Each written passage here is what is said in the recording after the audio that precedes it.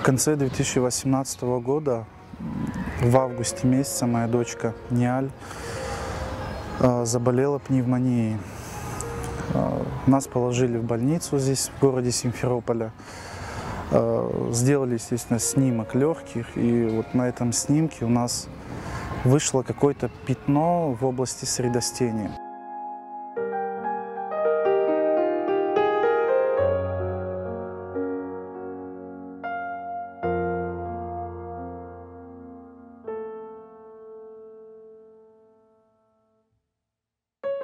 Спустя 2 года дочка пошла в садик.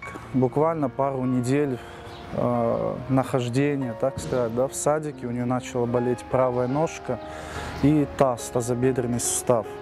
В конце прошлого года, 2019 года, мы опять оказались в отделении онкогематологии города Симферополя, где также с многочисленными анализами, МРТ, КТ и так далее, дочки, со слов врачей, нам сказали, что это поздний рецидив. А точнее быть, нашли метастазы у нее в ногах и в тазу. Нас отправили в город Москву, в ту же клинику, где нас и оперировали. И подтвердилось, то, что у дочки не только метастазы в ножках и в тазобедренном суставе, но и во всем скелете, начиная от головы и заканчивая до кончиков ног.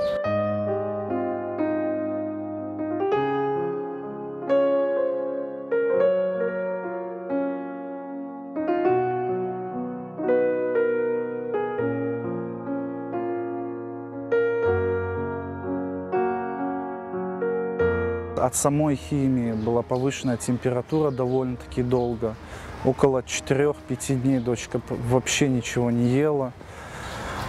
Почернела кожа, вышли ожоги на теле, как можно сравнить с солнечными ожогами. Пострадал кишечник ее, что и в кишечнике вышли ожоги.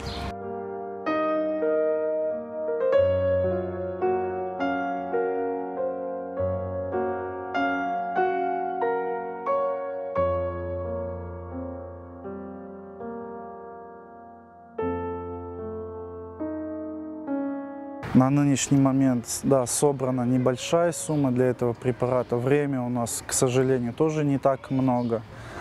Приблизительно, это август-сентябрь. Вот до этого времени нам нужно собрать просто колоссальную сумму.